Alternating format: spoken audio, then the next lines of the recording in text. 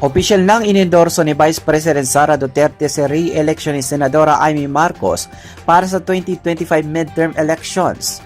Sa latest Facebook post ni Senator Amy nitong Lunes, Abril 14, mapapanood ang campaign video kung saan kasama niya ang Vice Presidente. Iboto si Senator Amy sa ad ni Vice President Sara sa huling bahagi ng video.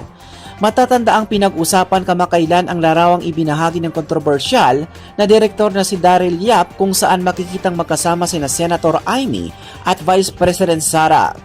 Ito ay nagkaroon ng sari-saring saloobin o komento ng mga netizens kung dapat bang pagkatiwalaan ulit si Senator Amy Marcos. Sa isang panayam, sinabi ni Vice President Sara na magkaibigan pa rin sila ni Senator Amy sa kabila ng mga nangyayaring gusot sa politika sa pagitan ng kanilang mga pamilya.